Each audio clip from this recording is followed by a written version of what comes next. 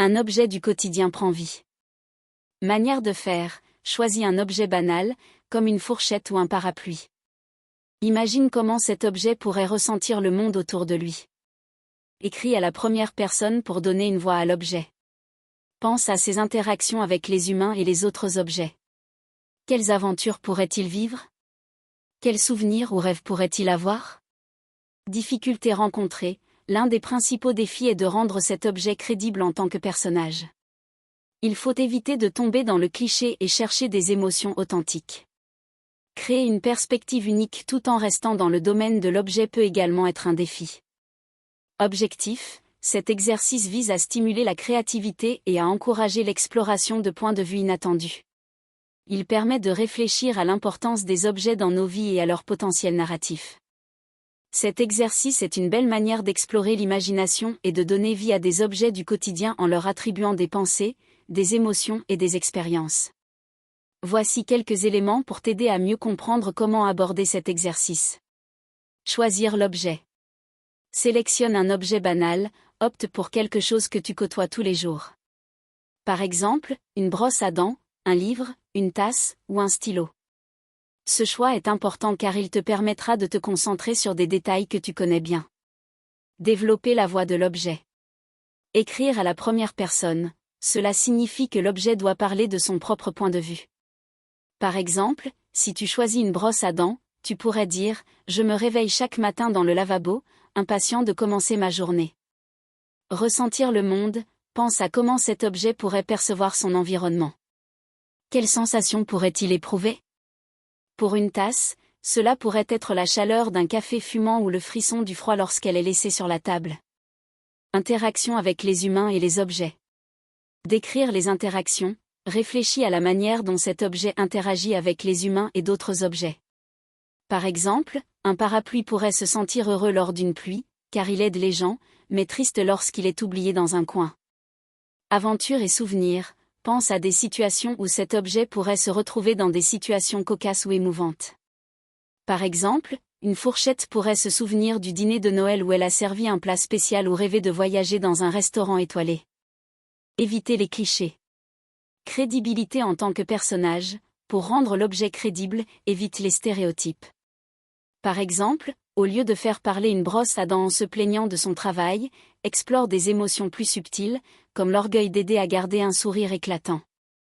Réflexion sur l'importance des objets. Explorer la signification, réfléchis à la manière dont cet objet joue un rôle dans la vie des gens. Quelles émotions ou souvenirs il évoque? Cela peut ajouter de la profondeur à ton récit. Exemple. Pour te donner une idée, si tu choisis un parapluie. Texte. Je suis un parapluie, et chaque matin, je me tiens fièrement dans le porte-parapluie, prêt à affronter le monde. Quand les nuages commencent à s'assombrir, je ressens une excitation dans mes baleines.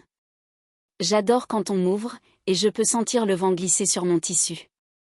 C'est un moment de gloire, une danse sous la pluie, où je protège mon humain des gouttes froides. Mais il y a des jours où je me sens oublié, quand le soleil brille et que je reste là, replié, sans but. Dans ces moments-là, je rêve de jours pluvieux, de balades à deux, de rires et de conversations partagées sous mon abri. Je me souviens d'une fois où j'ai sauvé mon humain d'une averse soudaine, et j'ai vu son sourire de gratitude. C'est dans ces instants que je me sens vraiment vivant. Cet exercice peut te permettre de développer ta créativité, d'explorer des émotions et de réfléchir à la relation que nous entretenons avec les objets qui nous entourent. Amuse-toi bien en écrivant. Une lettre écrite dans le futur. Manière de faire, écris une lettre d'un personnage à son moi du passé. Commence par définir ce que ce personnage a vécu dans le futur. Quelles leçons a-t-il apprises? Comment cela influence-t-il sa perspective sur les événements passés? Utilise un ton introspectif et sincère. Difficultés rencontrées, il peut être compliqué de garder une cohérence temporelle et de s'assurer que les leçons tirées du futur soient crédibles dans le contexte de l'histoire. De plus, il faut éviter de rendre la lettre trop didactique, elle doit rester authentique. Objectif, cet exercice permet d'explorer le développement du personnage et ses changements au fil du temps. Il peut également ouvrir des pistes pour l'intrigue, en révélant des motivations cachées ou des dilemmes moraux. Le point de vue d'un animal. Manière de faire, choisis un animal qui interagit avec le protagoniste ou l'univers de l'histoire. Raconte un événement clé du récit à travers ses yeux. Observe comment cet animal perçoit les actions et les émotions des personnages humains. Difficultés rencontrées, capturer la perspective d'un animal peut être délicat, surtout en termes de langage et d'émotion. Il est crucial de ne pas anthropomorphiser l'animal trop fortement, mais de rester fidèle à son instinct et ses comportements. Objectif, cet exercice enrichit l'histoire en ajoutant une nouvelle dimension. Il permet d'explorer des thèmes sous-jacents et d'apporter des révélations sur le comportement des personnages humains à travers les yeux d'un autre être vivant. Un rêve récurrent. Manière de faire, crée un personnage qui a un rêve récurrent. Décris ce rêve en détail et explore sa signification. En quoi ce rêve influence-t-il les décisions du personnage dans la vie réelle? Comment se connecte-t-il aux événements de l'histoire? Difficultés rencontrées, il peut être difficile de donner un sens clair au rêve tout en le rendant pertinent pour l'intrigue. Il faut également veiller à ce que le rêve ne soit pas trop abstrait pour les lecteurs. Objectif, cet exercice cherche à approfondir le caractère du personnage et à explorer des thèmes psychologiques. Cela peut également aider à développer l'intrigue en liant les rêves au conflit ou au choix du personnage. Une journée dans la vie d'un personnage secondaire. Manière de faire, sélectionne un personnage secondaire et décrit une journée typique de sa vie. Que fait-il lorsque le protagoniste n'est pas là? Quelles sont ses aspirations, ses craintes? Comment interagit-il avec l'univers de l'histoire principale? Difficultés rencontrées, l'un des défis est de rendre ce personnage intéressant sans qu'il ne soit en compétition avec le protagoniste.